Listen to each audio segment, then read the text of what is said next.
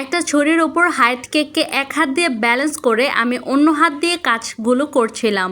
কেকটা কাটার পর দেখি যে আমি উল্টা করে বসিয়ে কেটে ফেলেছিলাম, তাই আমি বাম হাত দিয়ে আমার ব্রেড নাইফটা দিয়ে এই পুরো 1 পাউন্ডের হাইট কেকটাকে ব্যালেন্স করে আমি ডান হাত দিয়ে ক্রিমটা বোর্ডে লাগাচ্ছিলাম যেন কেকটা খুব সুন্দরভাবে সেট হতে পারে সেটার জন্য।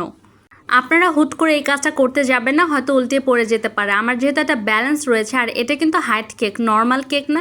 হাইট কেকের ক্ষেত্রে কিন্তু আরও বেশি ব্যালেন্স রাখতে হয়। আমি ঠিক সেভাবে বাম হাত দিয়ে খুব ভালো মতো ব্যালেন্স করেই কিন্তু এই কেকটা সেট করছিলাম। আলহামদুলিল্লাহ আমার কেকটা পড়েনি, আমি খুব সুন্দরভাবে ব্যালেন্স করতে পেরেছি। আপনারা যখন কাজ করবেন তখন এভাবে না করার চেষ্টা করবেন, 2 হাত দিয়ে করার চেষ্টা করবেন বা সাইড দিয়ে রেখে দেবেন, কারণ এভাবে করতে গেলে হয়তো কেকটা পড়ে যেতে পারে বা কেকটা আরও নষ্ট হয়ে যেতে পারে বা নিচেও পড়ে যেতে পারে। পরবর্তীতে এই কেকটা আমি কেটে খুব সুন্দরভাবে সাইড দিয়ে সুন্দরভাবে বসিয়ে দিয়েছিলাম ক্রিমের উপরে যেন একদম পারফেক্টলি বসে।